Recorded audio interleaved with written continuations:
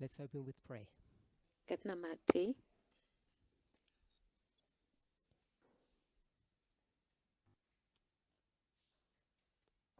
Holy God, we thank you Mwari vatsvene tinokutendai for the privilege and blessing of being here this Sabbath. nechikomborero chekuva pano musabata rino. As we look around the world, Patinotarisa munyika we see the struggle of the great controversy between you and the enemy. tinoona makakatanwa ehondo huru pakati penyu nemuvengi mukuru. And we see how that warfare is being prosecuted amongst the human race. Uye tinoona kuti hondo iyi iri kurwiwa sei pakati pevanhu. Help each of us Betserai umwe to neumwe have a wedu clear understanding kuve nekunzwisisa kuzere of our position and kwepozisheni our yedu role nebasa in the redu great controversy. muhondo huru. In Jesus' name, Muzita raJesu. amen. Amen.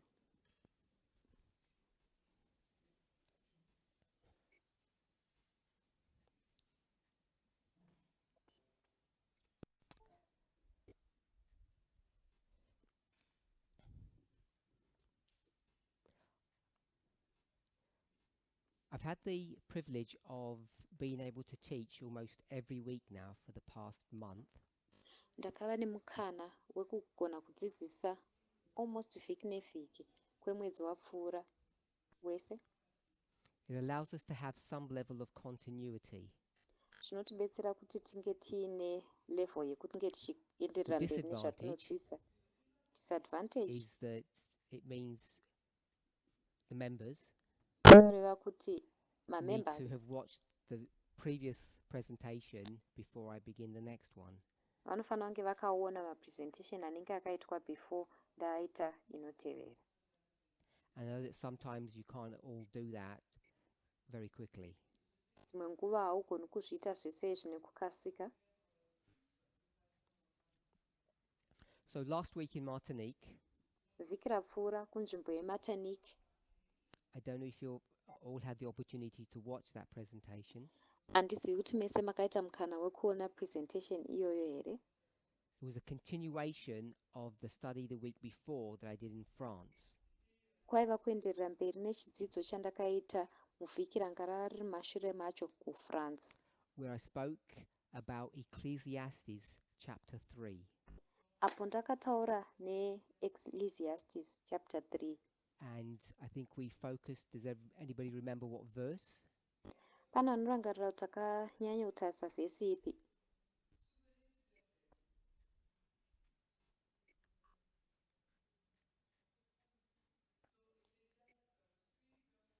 Verse 8.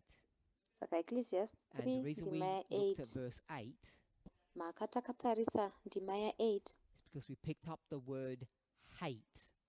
inyaya yekuti takatora vara rekuti kuvenga.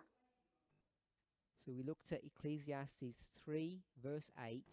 Takatarisa Ecclesiastes 3 ndima ya 8. And the focus was upon the word hate. Focus yaiva pavara rekuti kuvenga. And its opposite, Uye which opposite would be yayo love. izwi rinoripikisa rinova The reason kuda, why we were looking at that rudo. Maka taitarisa zvese izvi is because I had received questions, inyaya yekuti ndakanga ndagamuchira not mibvunzo, for the first time. kwete kekutanga. People always frame it this way, Vanhu vanowanzokuzvitaura nenzira iyi what the movement position is on any particular subject. kuti position yemovement ndeipi pane subject ipi neipi zvayo. And I said I could give my position or at least comment on it. Ndakati ndinogona kupa position yangu kana kukomenta pamusoro pazvo. So the question was regarding warfare. Mubvunzo waiva nechekuita nehondo. And that was connected to the subject of the Second Amendment. izvi zvakanga zvakabatana nechidzidzo cheamendment yechipiri. So we looked at Ecclesiastes 3 saka takatarisa bhuku raEcclesiastes ndima because of the ya3 subject of war, nekuda kwechidzidzo chehondo which was connected to the subject of the Second Amendment, chakanga chakabatana nechidzidzo cheamendment yechipiri, which is the subject of what? What is the Second Amendment about? chinova icho chidzidzo chei? Amendment yechipiri ndeyechii? The answer is not guns. Mhinduro haisi pfuti. Self-defense, good. Kuzvidzivirira, zvakanaka izvi. So I've gone backwards as you can see.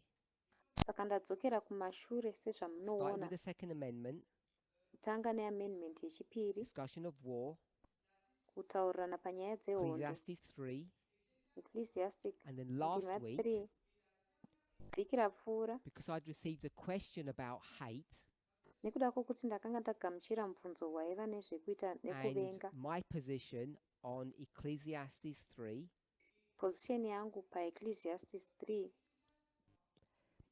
whether or not the subject of hate in Ecclesiastes 3 kuti subject yeruvengo muna Ecclesiastes 3 is an instruction or an observation. murayiro here kana kuti When I say kuongorora. observation, Pandinoti I kuongorora, mean an observation on human nature. ndinoreva kuongorora chimiro chemunhu. There is a time Pane nguva when human beings hate, apo vanhu vanovenga. and the difficulty with that, Zvakaoma pane izvozvo. what is the difficulty with that? Chii chakaoma pane izvozvo?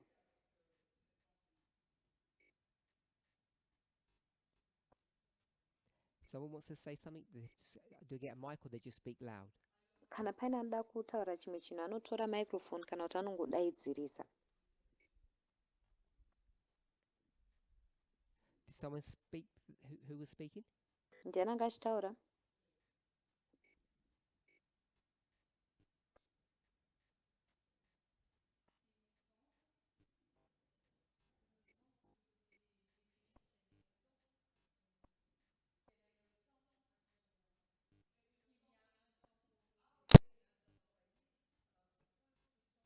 So it seems to me that there is a time to hate and a time to love. So the question is, what is this time?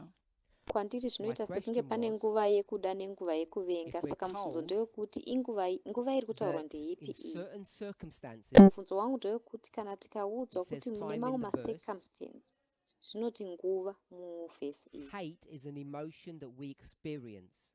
Kuvenga i-emotion yatino My experience. question was, Mubvunzo wangu wanga what's uri the kuti problem with that? dambudziko nderipi?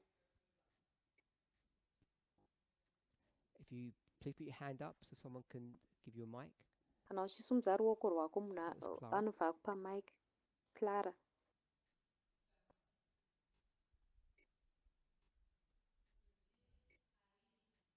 What does it mean to hate? I'm Zvinorevei going to suggest kuvenga? that you know what hate means. Ndichasajesta kuti iwe unotoziva kuti kuvenga zvinorevei. What's the problem with that? Dambudziko nderipi? It's a time to hate, not all the time. C'est ça que tu veux dire? Pas tout le temps, c'est un temps. Okay. Pane nguva I would yekuvenga suggest kwete the nguva problem is, dzese. Indinosajesta kuti dambudziko nderekuti if you go to the New Testament, ukaenda kutestamende itsva, we are clearly instructed takaudzwa pachena that there is never a time to hate. kuti hapambofi pakaita nguva If someone yekuvenga. harms you, Kana munhu akakukuvadza, you turn the other cheek, unomupa rimwe dama, you forgive them, womuregerera. and if feelings of anger rise up in you, Kana ukanzwa uine chidokwa-dokwa chekutsamwa mauri, you're required to give those feelings to God and to love your enemy. unosungirwa kupa mafeelings wayo kuna Mwari, woda muvengi wako. I think we all know that. Ndofunga kuti tese tinozviziva izvi. That dichotomy or tension Makakatsanwa aya is something that came up in the classes chinhu chakauya muzvidzidzo. I haven't discussed it yet, Handisati ndazvitaura which means I nezvazvo, haven't taught it, zvoreva kuti handisati ndazvidzidzisa. but I spoke about turning the cheek. Asi ndakataura nezvekutenderedza rimwe dama. And in connection with turning the cheek, Zvakabatana nekutenderedza rimwe dama, I spoke about eye for an eye, ndakataura nezvekuti ziso kuziso, tooth for a tooth. zino kuzino. Does anybody remember what I said about turning the cheek? Pane anorangarira kuti ndakataura kuti kudii maererano nekupa rimwe dama. It's context. Maererano I necontext haven't yacho. proven it, Handisati ndazviprova but I zvangu, gave my thoughts on it. asi ndakapa pfungwa dzangu maererano nazvo. And I gave it in the context of eye for an eye, tooth for a tooth. Ndakazvipa zviri mucontext ye-eye for an eye, tooth for a tooth. I'm not asking for your opinion. Handisi kubvunza I'm kuti asking if you munofungei remember my nazvo, opinion. ndiri kubvunza kuti muchiri kurangarira here zvandakataura.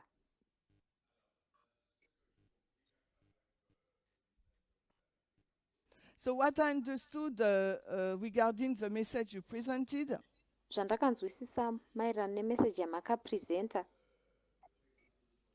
when Jesus tells us to turn the other cheek, Jesu paanotiudza kuti tipe rimwe dama,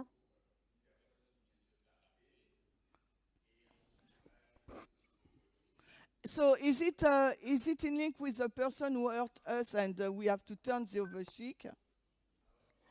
munhu watinenge tarwadzisa ndiye watinofanira kupa rimwe dama here?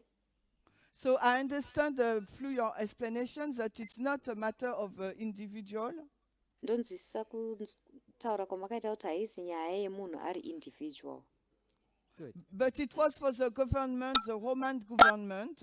Thank you. asi yaiva nyaya yehurumende yekurome.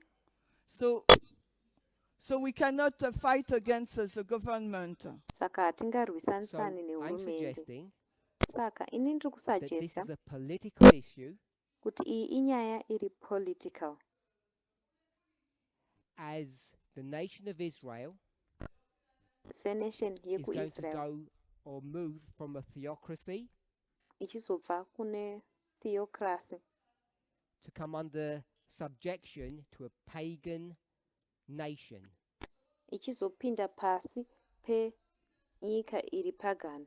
If you're familiar with New Testament history, Kana muchinzwisisa nhoroondo yekuNew Testament, why is that change happening? sei shanduko So, iyi iri as you're kuitika. thinking about the answer, put your hand up. Pamune muchifunga nezvazvo ndoda kuti musumudzewo maoko enyu. Turning the other cheek Kupa rimwe dama is saying do not resist. zviri kuti Do not resist this political change. musapikisa kushanduko iyi yepolitiki. The question is, why is there a political change happening? Mubvunzo uri kuti sei paine shanduko yepolitiki iri kuitika. Anybody have a thought? Pana ane kufunga kwake here? Okay, I'll tell you my thought. Ndichakuudzai zvandinofunga. It's because the government of Israel Nyaya yekuti hurumende is no yeIsrael longer safe. haisisiri safe, It's no longer fit for purpose. haichisiri fit for purpose, It's become corrupted yava corrupted to serve the needs of God's people or the church. kuti ikwanise kusevha maneeds And so ekereke now yevanhu vaMwari kana God maneeds evanhu has vaMwari. deemed in their wisdom, Saka Mwari newisdom yavo decided vakadecida that the government that will take over and protect the church kuti hurumende ichaita take over yochengetedza kereke is not Israel. haisisiri Israeri. We could say the Sanhedrin, Tinogona kutaura chiti Sanhedrin, but Rome. asi inenge yava Rome. Rome is a safer place to live. Rome inzvimbo iri safer kuti Don't vanhu mean the vararame. country, I mean the system. Ndinoreva system yeRoma, than the kwete government of nyika Israel. yacho. Iri safer than hurumende yeIsrael. But there comes limitations or consequences. Asi panozova nemalimitation kana kuti mibayiro. And that's why it says when you get abused, Ndosaka zvichizonzi kana mukange turn madzvanyirirwa the other cheek. ipai rimwe dama. Last week, Vhiki rapfuura we spoke about, as I said, the subject of hate. takataura nechidzidzo chekuvenga. And if you've watched the presentation, you'll remember Kana makateerera presentation munorangarira that the subject of hate is dealt with in the baptismal vows. kuti chidzidzo chekuvenga chinobatwa mumabaptismal vows. Vow number Vow ripi?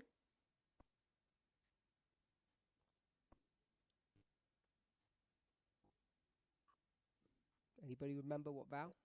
Kana anorangarira vow ripi? They say 12. Pana ati Vow number 12. 1. Vow There are two rekutanga. subjects in vow number 1. Pane nyaya mbiri muvhawo rekutanga. So I'm not going to go over the study. I guess people Handisi haven't watched kuzoita it yet. chidzidzo ichi pamwe vanhu havasati vachiona. It deals with truth. Inobata nenyaya yechokwadi. And what was the other subject? Imwe nyaya yacho ndeipi?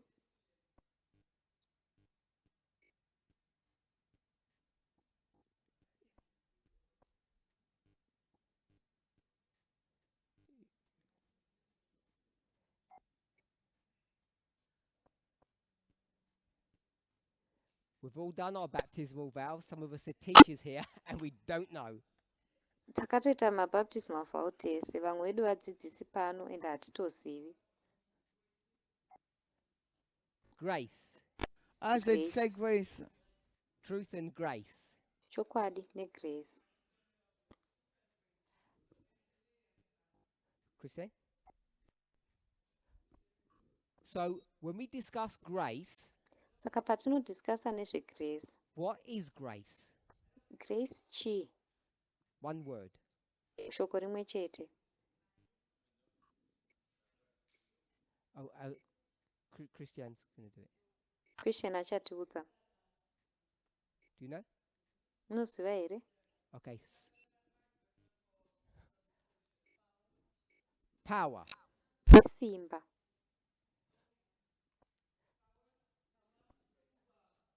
It's not the Protestant definition that they give.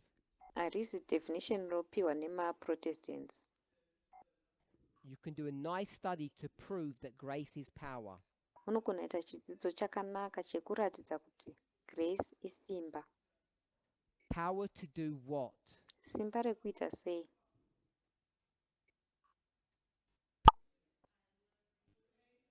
Good. Power to hate sin. Simba rekuvenga chivi. And to love. Nekuda. We'll say good. Zvakanaka. Or the truth. Kana chokwadi. So that's the core lesson that you should understand from vow number 1. Ichi ndicho chidzidzo chiri pamongo chatinofanira kunzwisisa kubva kuvhawo rekutanga. The study about Ecclesiastes chapter 3 Saka chidzidzo cha Ecclesiastes chapter 3 does not disregard the truth about vow number 1. hachirasi chokwadi chevhawo rekutanga. The hatred of sin Kuvenga chitema has to be taught. It's an instruction. kunofanira kudzidziswa. I-instruction. Ecclesiastes 3. Muna Ecclesiastes 3. This hatred here Kuvenga uku is a human experience or emotion that you feel. I-experience yemunhu kana emotion yaunonzwa. And they're not contradictory statements. Haasi kutaura So kunopikisana. that's a short recap of where we got to last week. Ndodzokoro pfupi yepatakasvika vhiki rapfuura. As we closed, patakazovhara I spoke about the subject of voting. ndakataura nechidzidzo chekuvhota. Spoke about voting several times now Ndane nguva ndichitaura nenyaya dzekuvhota over the last 2 years, I believe. kwemakore 2 apfuura ndinorimba.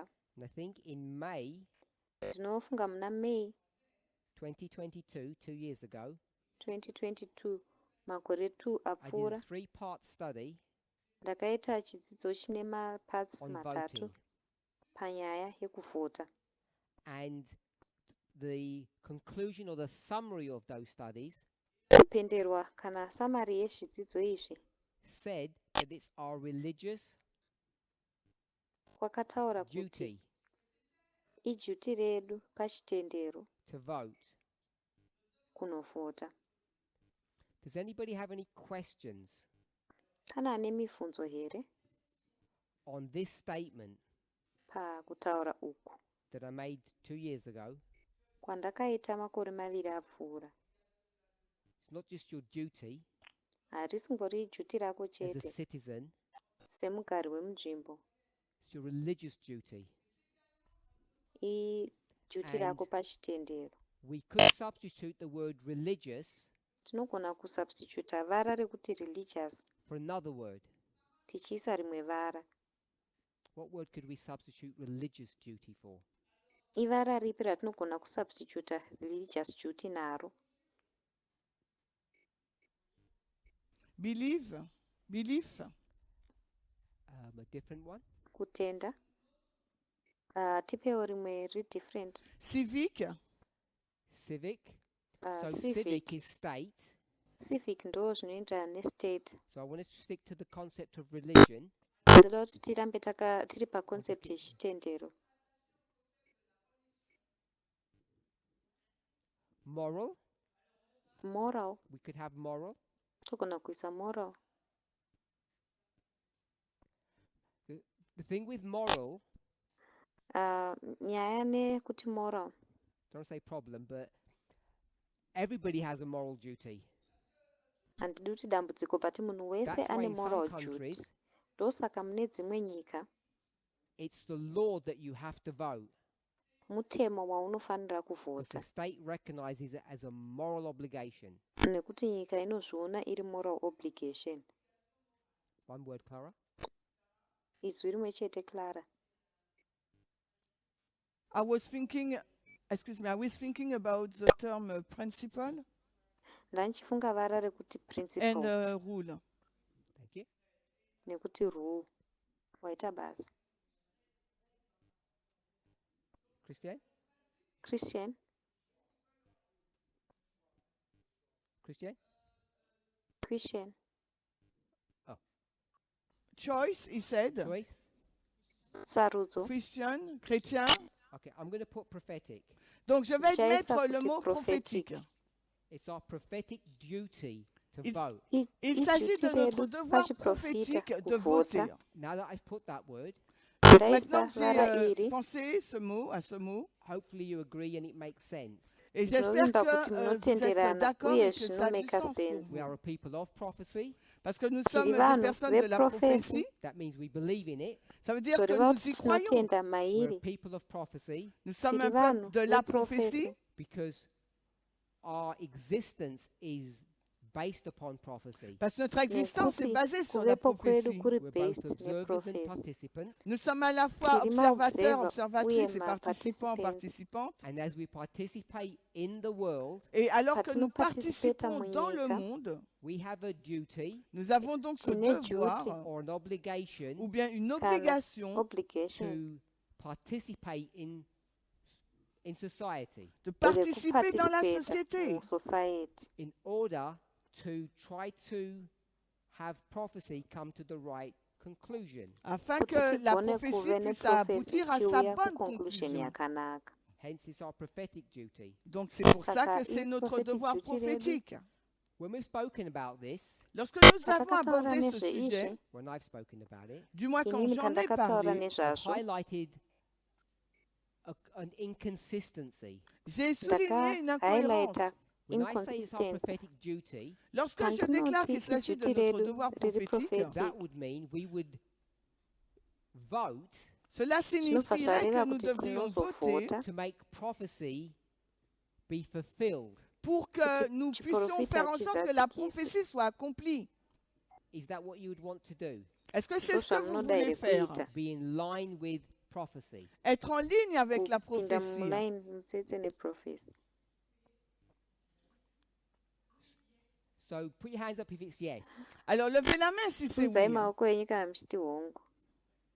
Put your hands up if it's no. Et si c'est non, Sunzai levez la maoko enyu kana main. muchiti We kwete. resist prophecy. Vous devez Tokana résister à la prophétie. kuresista here We've got some profesi. resistance Donc j'ai Vamwe vatu quelques vanoresista. quelques personnes qui résistent and a lot of participating or making it become fulfilled. et Vamwe beaucoup vachiti qui veulent donc ngaizadzikiswe. faire que la prophétie s'accomplisse.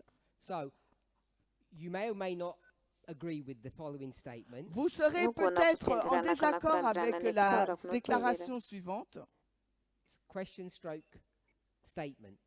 C'est donc Mubvunzo une wakarerekera question, kustatement. Question stroke statement. bon, c'est une question, une déclaration, on va dire.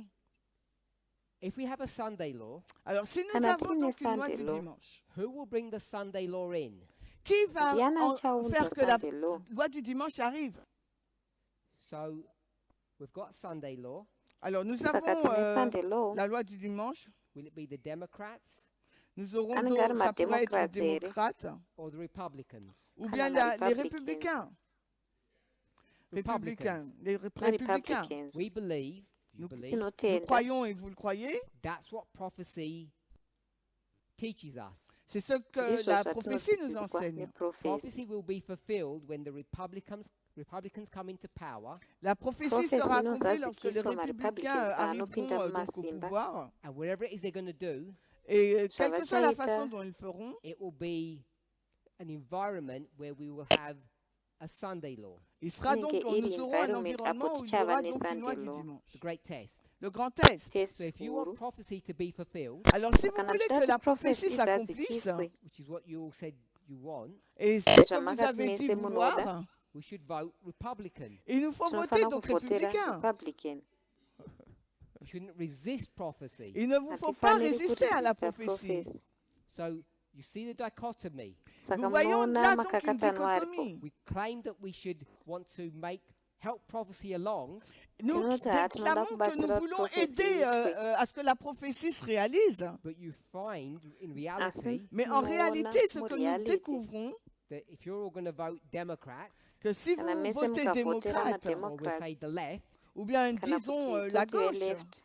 they're stopping prophecy. Vari ils kumisa s'empêchent prophecy. à ce que la prophétie se réalise. So is it our duty Alors, Saka est-ce notre ibasa redu devoir here. to make prophecy become fulfilled de faire en Kuti sorte que la prophecy prophétie izadzikiswe. s'accomplisse or to resist it? ou bien Kana d'y résister? So now we kuiresista. know our duty is to resist prophecy. Mais nous Saka savons que notre taakuziva devoir, kuti c'est de basa résister redu à la riri kuresista prophétie. That prophecy. shouldn't come as a surprise. Et ça ne Hatifaniri devrait pas nous kutishamisa. surprendre. Because if you go to Ellen White's writings, Parce que si vous Nekuti retournez ukaenda dans kune les zvinyorwa écrits d'Ellen zvaEllen White, White we won't do, ce que nous ne handisiri ferons pas, kuzoenda but she kwazviri tells us explicitly, really clearly, mais elle nous le anotiudza dit de façon pachena explicite et très Zvakajeka. we clairement, need to do all in our power to resist qu'il faut que nous Tinofana fassions kuita tout ce zvese qui est en musimba notre redu pouvoir de résister kuresista the coming Sunday law, à la Sunday law loi du iri dimanche kuuya. qui approche, the fulfillment of prophecy. qui est donc l'accomplissement de la Kuzadzikiswa prophétie. kwechiprofita. So we're all on the same page now. Donc par Saka conséquent, tese nous sommes tava tous sur page la même rimwe longueur chete. d'onde. We've said Et nous disons, takataura kuti that it's our prophetic duty to vote, nous disons que c'est notre duty devoir redu prophétique de reprofesi voter. kuvhota which means it's your prophetic duty. Ça veut dire que Zvoreva c'est kuti votre duty devoir rako prophétique de reprofeti. voter. We'll say the left Nous disons Tichataura donc kuti à gauche, vekuleft because not everybody lives in America. parce que ce n'est pas tout Kuti le monde asi qui munhu vit wese aux anorarama États-Unis. kuamerica. We haven't defined what the left is, Mais nous n'avons pas Sata encore define défini what ce qu'est left is. la gauche. but we all have some idea. Mais nous Asi avons tese tous ou tine toutes certaines kaidea. idées. Any questions on that? Alors, est-ce qu'il y Kana a des nemibvunzo questions sur ce pazviri here? point?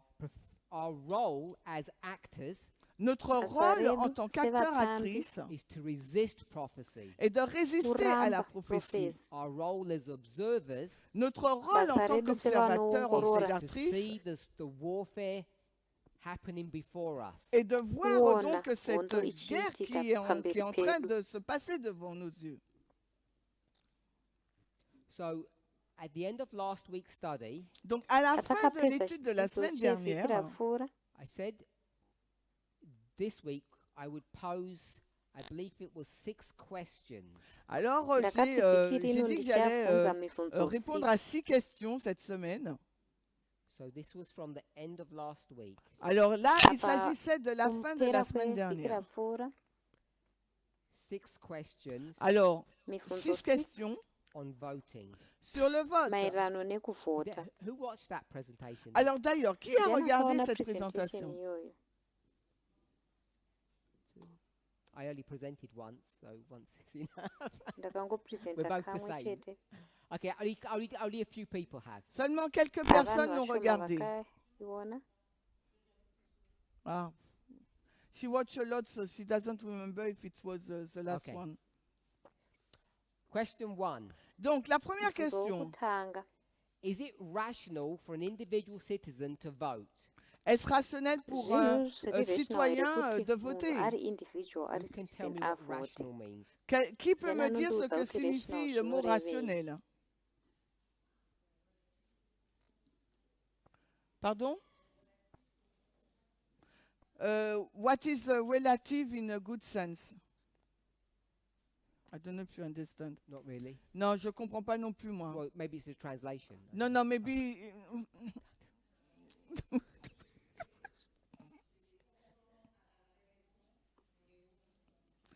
Okay. So conform to the reason and common sense. Okay, so the answer I got was, Alors la Ndawana réponse que ndeyekuti, la réponse que j'ai. is it common sense for a citizen to vote? Alors est-ce common du sense bon here sens kuti pour mugari un wemunharaunda citoyen avote? citoyenne de voter? Clara, you had your hand up Sarah, tu avais Ngone ruoko. levé la main? to answer. Yeah, to answer the question. Yeah, it's Kupindura the same mubvunzo. thing, same thing. You don't want to say? Tu veux pas le dire en tes mots? Là, j'ai rajouté en tes mots.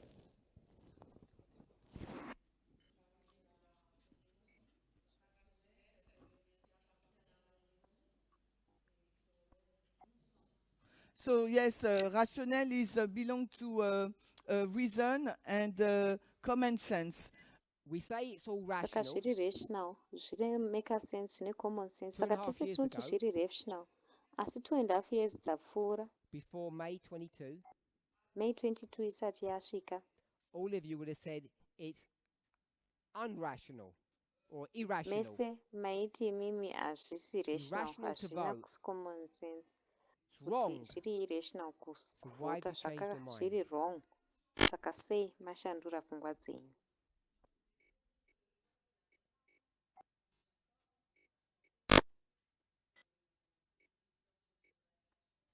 Alors, I will say that voting is a right. Ndichati We kuvhota get this right kwakanaka. because of the fight Tinowana right iyi nekuda kwekurwa our ancestor gave us. kwakaitwa Okay, let's say. nemancestors I edu. agree with your answer, Ndinotenderana nemhinduro yako, but I think 2 years ago you would have given a different answer. asi ndofunga kuti makore maviri apfuura waigona kutipa mhinduro iyi yakasiyana.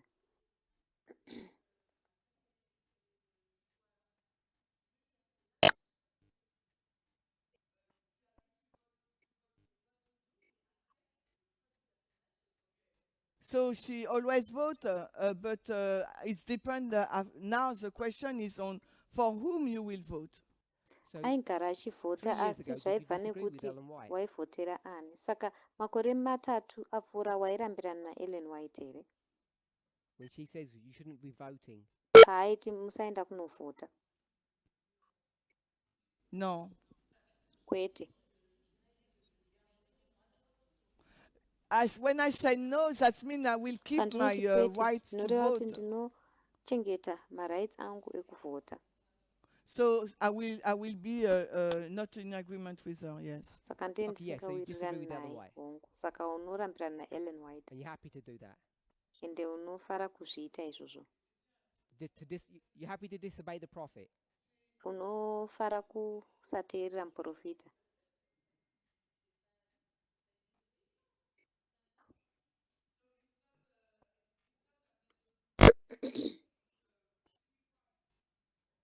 It's a civic right, but you're part of God's iright church. yako yecivic asi uri pati yekereke So it yamwari wasn't your religious duty to do. saka yanga isiri juti rako pachitendero kuzviita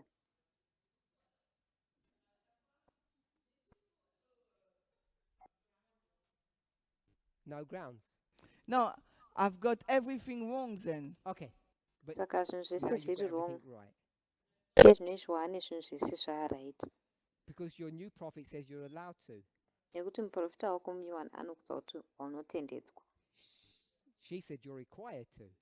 anoti unotosungirwa kuzviita So, who wants to comment? ndianoda Rosa? kukomenta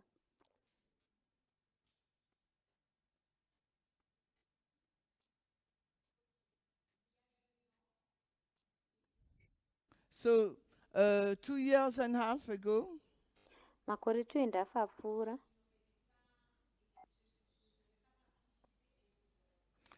I will not participate to vote handina kupatisipeta mukuvhota ndaisapatisipeta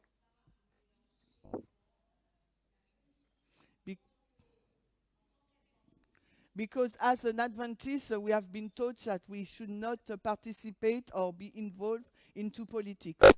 nenyaya yekuti semaadventist takadzidziswa kunzi tisapatisipeta kana kuti tisave involved munhau But dzepolitics because of our new prophet, asi nenyaya yeprofeti wedu mutsva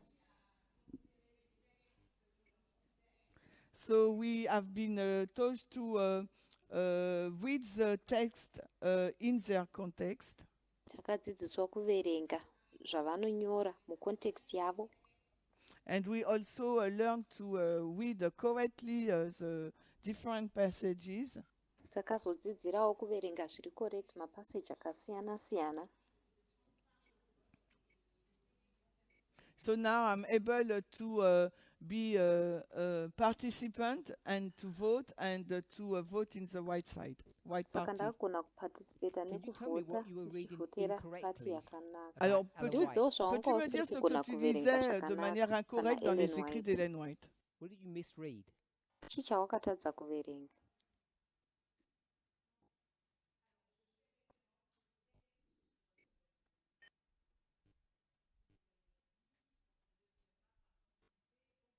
So I'm referring to the passage where it said we should not vote. tichitaura Yes, nepaseji so am I. yakanzi musavhota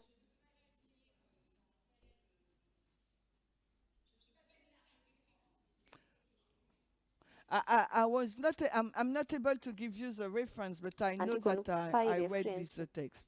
You read it. You Asi, don't need to give me the reference. ndoziva kuti ndakaverenga zvinyorwa izvozvo wakazviverenga question undipi hako reference What did mubvunzo you wangu misunderstand ndewekuti chii chausina kunzwisisa or ipapo misread?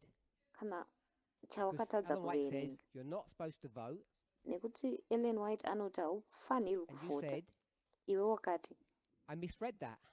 ndakatadza I'm kuzviverenga wondering what you misread. ndiri kushamisika kuti wakatadza kuverenga chii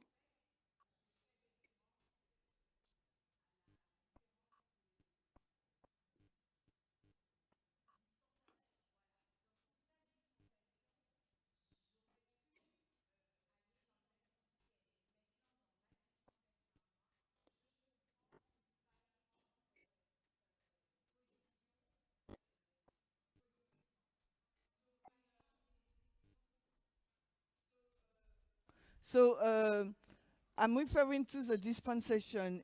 In her dispensation, I think I will not ndiri be, kutaura I will be agree with her, but in my dispensation, I'm taking positions that I have asi to mudispensation vote. redu ndakutora position yekuti ndakufanira kuvhota One last question then. mubvunzo wekupedzisira You've said it's a dispensational issue. wati iwe inyaya yedispensation She said it's a dispensational issue. ati inyaya yedispensation So it's not misreading. Saka hakuzi kutadza kuverenga. If you want. If it's Kana dispensational, uchida. there's no mistakes. Kana iri nyaya You're reading. yedispensation hapana mamistake mukuverenga kwako. Was Ellen White correct? Ellen White anga ari correct here? Yeah. Oui, dans son époque, oui. So Ellen White was correct that we shouldn't vote. Saka Ellen White anga ari correct kuti tisavhota. In her time. I'm not trying to trick Munguva you. yake. Handisi kuzama kutrika. But now you have to vote. Akuti zvinezvi wakufana kuvhota. Yeah. So why are we supposed to vote now? Sei takufana kuvhota izvezvi? Because the personnel is politique. Because the personal is political. Nekuti zviri personal zviri political. So 200 years ago, the personal was not political. Saka makore 200 apfuura zvaiva personal zvazvisiri political.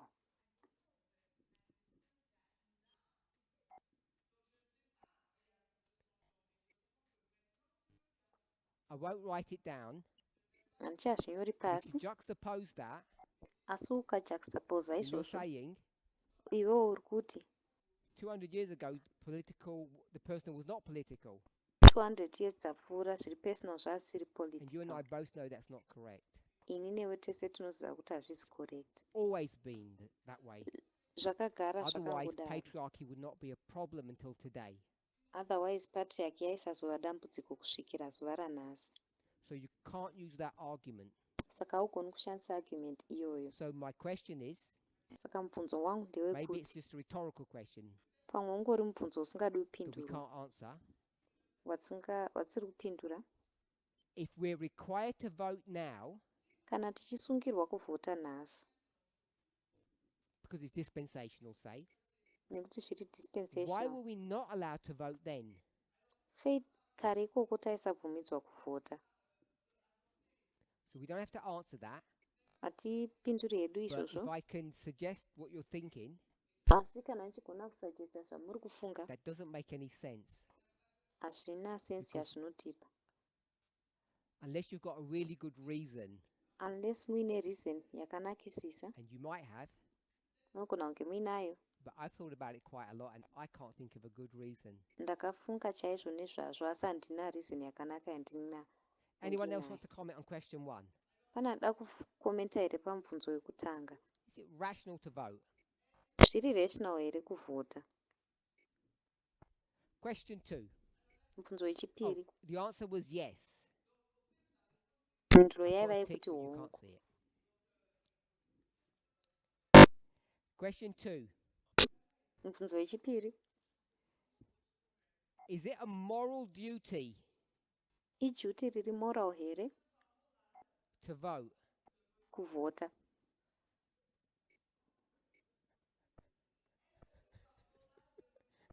Okay, we've already answered this one, I think, Tatozvipindura izvi ndofunga, unless someone wants to say anything different. unless paine anoda kutaura zvimwe zvakasiyana. Is it a moral duty to vote? Ijuti riri moral here Anybody who kuvhota? says no? Pane anoti kwete here? Do you want to answer? You say no, it's not a moral duty. Wati haizi juti riri moral. Uda kupindura here?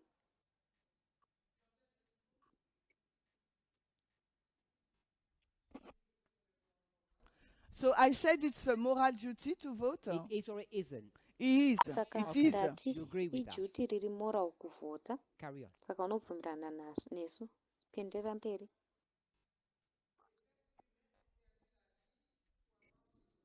Because human beings lost their lives to get this right. Nekuti vanhu vakarasikirwa like that neupenyu kuti izvi Question number zviwanikwe 3. zviri right. Ndinotenda ndinofarira mhinduro iyoyo. Mubvunzo wechitatu, We've agreed it's common sense to vote. tabvumirana kuti common sense kuvhota. We've agreed that there's a moral duty. Tabvumirana kuti pane juti riri So moral. question 3. Saka mubvunzo wechitatu It's about morality still. ndeye morality zvakare. Are there moral obligations Pane zvinosungira here zviri moral on how we vote? pamuvhotere watinoita? Are there moral obligations regarding how we should vote? Pane maobligation ari moral here maererano nekuti tinovhota sei? Everybody says yes. Munhu wese ati hongu, Anybody say no? pane anoti kwete here? So no one says no. Saka hapana anoti kwete. If we just say yes, I'm happy just to move on with that comment. Kana tikangoti hongu, then Only a comment if you said no. If tinoenderera you said mberi. yes, then no comment. Ndinongokomenta kana mukati kwete. Mukati hongu tinofambira mberi. Good. Thank you. Maita basa zvakanaka. It's common sense to vote. Common sense kuvhota. It's our duty to vote. Duty redu And kuvhota. Zvakare we have an obligation to vote in the right way. tinotosungirwa kuvhota nenzira yakanaka. That's question 3, Ndo mubvunzo wechitatu. reworded. We have an Wapuwa obligation to mazwi vote matsva. properly. Tine bata duty Okay. rekuvhota So- zvakanaka. This is still question 3. Iyi chiri question We'll call it yechitatu. 3A. Chaiti 3A. However you do it in your country, Zvisinei nekuti munozvita sei munyika you get your yenyu, voting slip, your piece of paper. munowana bepa renyu riya rekuvhota. Does everybody know what a void is? A void vote, when you void your vote. Pane anoziva here kuti vhoti kanzi iri when void you waste it. paunori waste vhoti iri?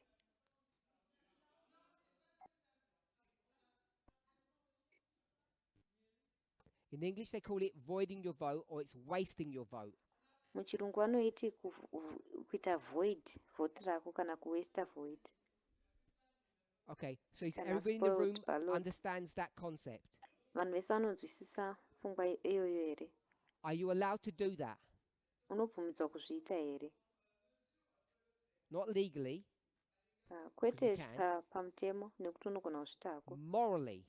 Ndikureva pamoral. Question 3. If Mubvunzo you're wetatu. obliged to vote Kana uchisungirwa kuvhota morally, are you allowed to Pari do a moral. void vote? unobvumidzwa kuvhota void here? Put your hands up if you say yes. Simudzai ruoko kana muchiti hongu. V-O-I-D. V. Void, VOID. So my question is, put your hand up if you think it's morally okay to Mubvunzo wangu waste your ndewekuti vote. simudzai ruoko rwenyu kana muchifunga kuti morally zvakanaka kuwaste zvenyu mavhotsi.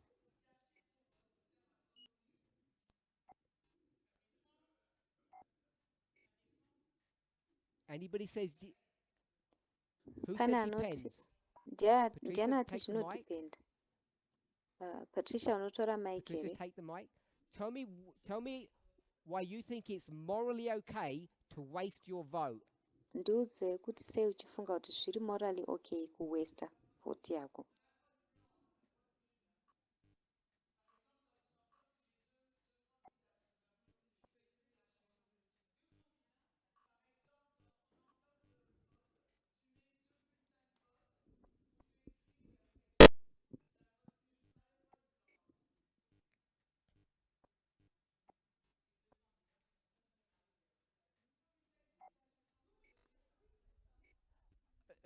You're not going to answer?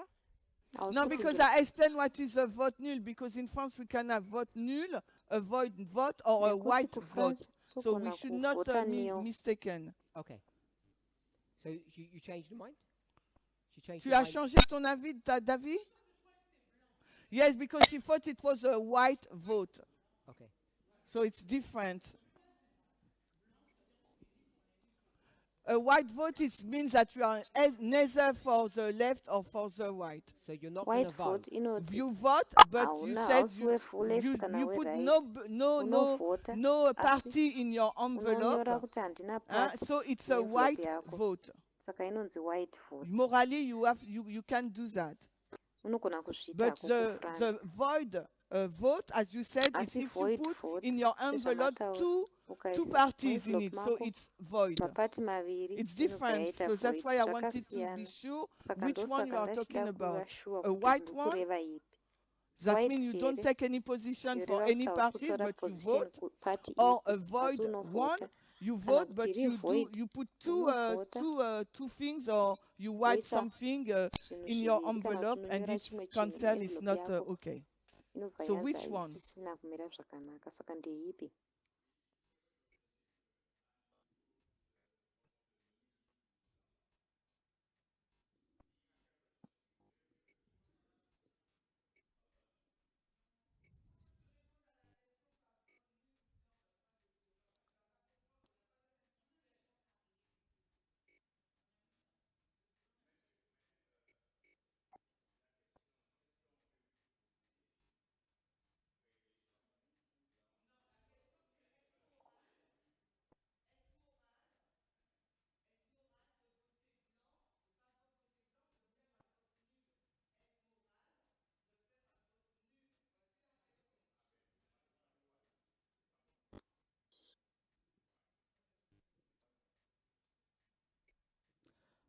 Everybody agrees that they are morally obliged in the way they vote. Munhu wese anotenderana here kuti ane moral obligation munzira yaanovhota. So I don't want to define what morality is, Handisi kuda kudefina kuti morality but I chii, presume then at least some of you, if not all of you, asi ndinongoti hangu at least vamwe venyu kana musiri mese believe that it's morally acceptable munotenda kuti zvinogamuchirika to morally vote for someone that you don't agree with. kuvhotera munhu wausingatenderani naye. We'll hold that thought for a moment. Tichambobata pfungwa iyoyo kwechinguvana. Because lots of people vote for people they don't even like. Nekuti vanhu vakawanda vanovhotera vanhu vavasingatombofariri. I don't know if some of you did that recently. Handizivi kuti makazviita here munguva And if you yapfupi did, yapfuura. Kana makazviita, what's your moral framework for doing that? framework iri moral yako yekuzviita izvozvo ndeipi? Because you have a moral obligation in the way that you vote. Nekuti une obligation iri moral munzira So you have to yaunovhota nayo. justify your morality. Saka unofana kujustifya morality If yako you're voting for people that you don't even support or agree with. kana uri kuvhotera vanhu vausingatombosapoti kana kuti vausingatenderani navo. In English, there's a term Muchirungu vane that kutaura says kuriko your enemy. kunoti muvengi wako. Do you know how you finish that sentence? Unoziva kuti unopedzisa kutaura uku uchiti You kudii? do. Is my enemy. Muvengi wako muvengi wangu. And you have to be sure Munofana kunge muri sure that that's a correct moral position to stand upon. kuti iyi imoral position iyi iri correct yekumira nayo. Question 4. Mubvunzo wechina.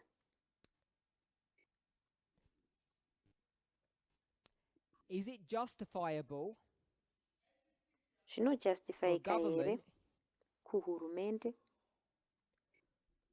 to force you to vote kuti ikumanikidzire kunovhota? Who agrees with that? Ndiani anotenderana nazvo? Should the government force you to vote? Hurumende inofana kumanikidzira kuvhota here? Put your hands up if you agree. Simudza ruoko kana uchibvumirana nazvo.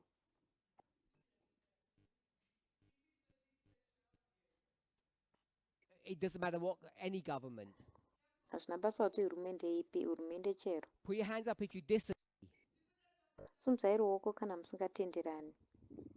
Okay, so most people think that it's wrong for governments to force the people to vote. Vanhu vakawanda vanofunga kuti zviri wrong kuti hurumende imanikidzire vanhu kuti vavhote. So everybody agrees that it's wrong to force you to vote, Munhu wese anotenderana kuti zviri wrong kumanikidzira kuvhota. but question 2, Asi mubvunzo is it wechipiri, your moral obligation or duty to vote? Obligation iri moral yako here kana duty You said rako yes. rekuvhota. Mese mati So you hongu. all have to vote, Saka mese munofana kuvhota, but you don't like someone forcing you to vote. asi hamudi munhu anokumanikidzirai kuti munovhota. That's right. So take the microphone, Rosie. Rosie, tora microphone. So Rosie says it's right, we have to vote, but no one can force us to. Rosie ati tinofana kuvhota asi hapana anofana kutimanikidzira. So it said moral duty. Saka zvati moral duty. When you talk about morality, Paunotaura nezvemorality, how do you understand what morality is? munonzwisisa kuti morality chii? How do you define morality? Unoidefina sei morality?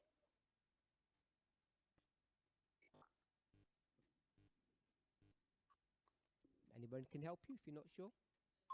Munhu angona kubatsira kana usinganyatsoziva.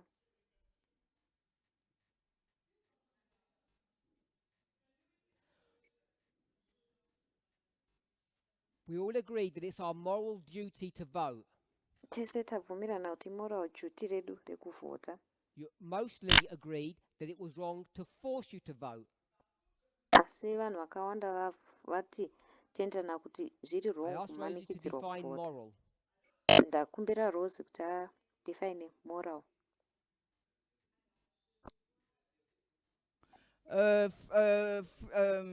Freedom of conscience, liberty of conscience. So morality Freedom, is, morality. is freedom of conscience. Freedom ye-conscience.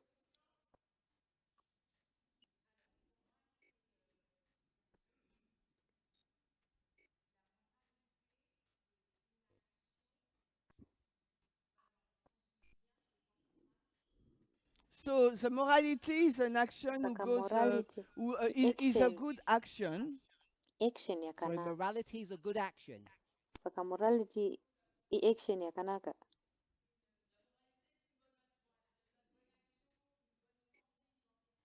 A good thought, a positive thought. Okay, we'll stop there. I'm going to say morality Ndichamira ipapo ndichati is the morality issue of right and wrong. inyaya yezvakanaka nezvakaipa. It's how you know what is wrong and how you know what is right. Kuti unoziva sei zvakanaka woziva sei zvakaipa. It's like the ethic. Good, ethics. Inoita kunge So if maethics. you have morality simply Kana defined uine as right morality and wrong, yakadifainwa kuti zvakanaka nezvakaipa. good and bad, Zvakanaka how do you know nezvakaipa. what good is and how do you know what bad is? Unoziva sei zvakanaka uye unoziva sei kuti zvakaipa ndezvipi. How do you know what good is? Unoziva sei kuti chakanaka ndechipi.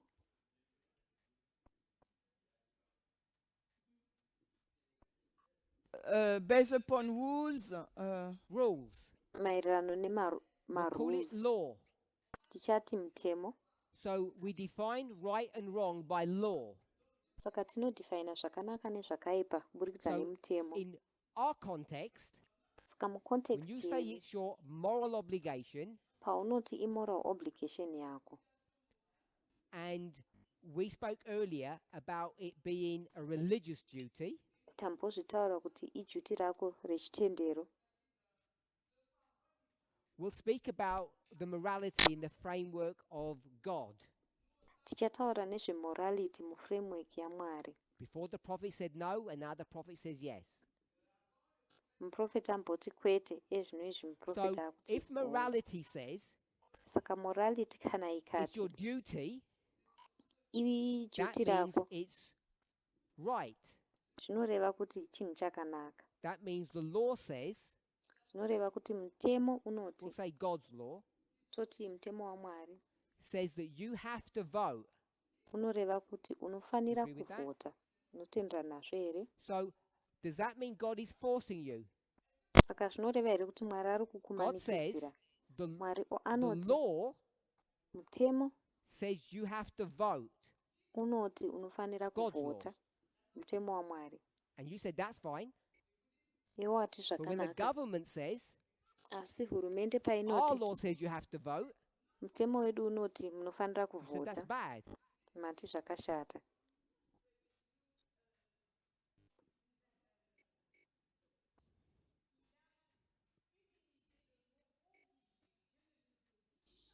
You use the term constraint, force.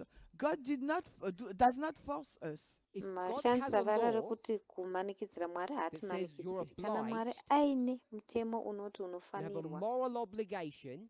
une faniro iri If that's moral. not force, what do you call that? Kana kusiri kumanikidzira unozvidaidza uchiti chii?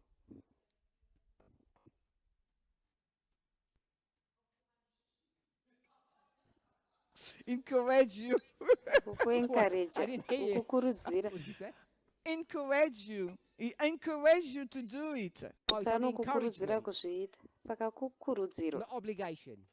kwete kusungirwa here.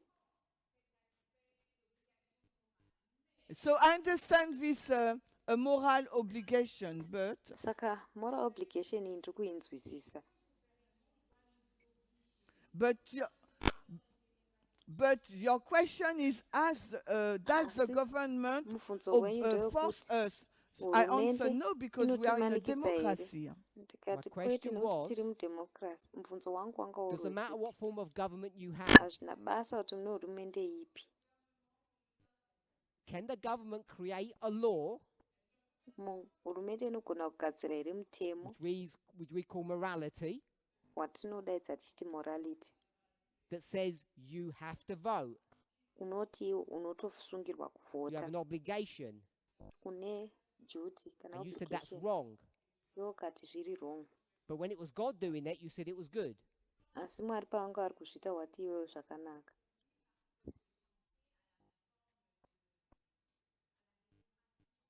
Yes, because I have on my mind the democracy. Hongu nekuti mupfungwa There mangu are lots ndine of democratic democracy. governments in the world that force Pane citizens to mademocratic vote. governments akawanda munyika anomanikidzira macitizens avo kuvhota. And there are lots of dictatorships that don't force you to vote. Pane madictatorships akawandawo zvakare asingakumanikidziri kuvhota. With this argument, I have to change my mind. Nekutaura uku ndofanira kuchinja pfungwa dzangu. Okay, I've persuaded one person. Ndagombedzera munhu Ask the mumwe question chete. again. Ndobvunza mubvunzo zvakare. Is the government allowed to force you to vote? Hurumende inotendedzwa here kukumanikidzira kuvhota. And I put in parenthesis, if God is Ndataura allowed to force you to vote. kana Mwari vachitendedzwa kukumanikidzira kuvhota. We all agree? Tese tabvumirana. Anybody disagree? Pane anorambirana nazvo here? Okay, Eric. Eric.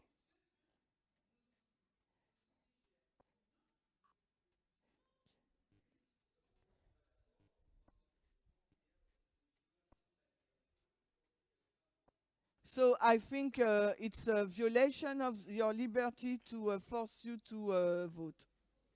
Sandofunga kuti violation ye-freedom And yako God kumanikidzira cannot do kuvhota. it.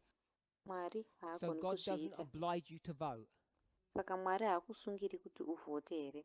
So it's not your religious duty to vote. Saka harizi duty rako rechitendero kuvhota. If I choose it, it's become a duty. So Kana you ndikazvisarudza define what rinobva duty rava is.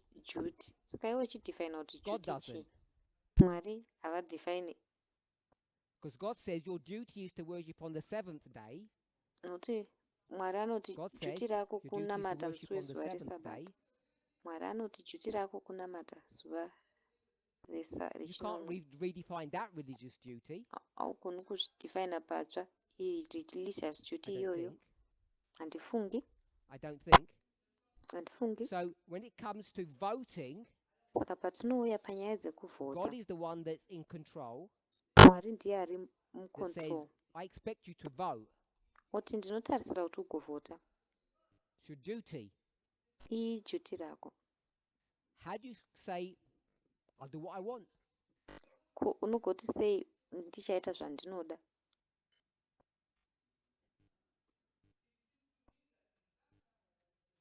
That you can do what you want?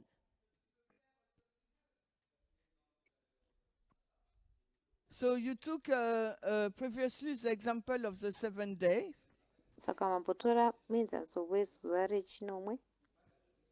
It's the same. Everybody has the freedom to accept or not to worship God. Zvakafanana, munhu the wese government ane says freedom yekugamuchira you have kana to vote. kusagamuchira kunamata Mwari. Saka hurumende yoti don't unofanira vote, kuvhota. Ukasavhota You don't have to listen, do you? You hausungirwi don't have to kuteerera. listen. Kana ukasavhota But hausungirwi they'll punish you, kuteerera, asi vanokupanisha whatever the punishment is. zvisinei nekuti punishment yacho So if ndeipi. God says worship on the 7th Saka day, Mwari you choose the akati first day, namata musi wechinomwe iwe usarudza wekutanga, there'll be repercussions, won't there? panozova nemubayiro. Sandizvo here? You can do what you want, but you have to pay a price for that. Unogona kuita zvaunoda asi unofanira kuzobhadhara mubhadharo Same wazvo. with voting. Zvakafanana So nekuvhota. I just want to see us to see it's the same. Tanoda kungoti tingoona kuti zvakafanana. We can't handle the two kingdoms differently. Hatigoni kubata makingdoms maviri aya zvakasiyana. Remember, Rangarirai, I'll go back here for the people on the video. ndichadzokera apa kune vanhu vari kuona pavhidhiyo. We're back here, turning the cheek. Tiri apa kutenderedza dama. Just because Rome is governing you, Nekuda kwokuti Rome ndiyo iri kukugavhena the world, nyika, you have to behave in the same way as though God was ruling you. unofanira kungobhihevha nenzira imwe chete sekunge Mwari ndiye ari kukutonga. You have to treat both the same. Unofanira kuzvibata zvese zviviri Whether nenzira you call that yakafanana. parabolic methodology or juxtapositioning. Zvisinei nekuti unoidaidza uchiti methodology yemaparable here kana juxtaposa. So if we get to a place where we have different answers between a secular government and God's kingdom, Tikasvika panzvimbo iyo tiine mhinduro dzakasiyana pakati pehurumende iri secular nehurumende yaMwari, and we come to different conclusions, tosvika pamaconclusion akasiyana, we should know that we've made a mistake somewhere in I'd say our thinking or our methodology. tinofanira kuziva kuti taita mistake pamwe panhu mukufunga kwedu kana mumethodology yedu. This is a really difficult issue Iyi inyaya because yakatooma it fights against what we naturally think is acceptable. nekuti zvinorwisanisa izvo zvinhu zvatinofunga naturally kuti zvinogamuchirika. Okay, so I'm going to move on. Saka ndichafambira I'm not mberi. sure what Eric's final position is. Handizivi kuti position yekupedzisira yaEric So I'm going to ndeipi. message you afterwards. Saka ndichakupa message tapedza. I'm only doing that because of time. Ndikungozviitira izvi nekuda kwenguva yedu. Otherwise, I'll do it openly now. Otherwise ndichazviita pachena. 5. Chechishanu.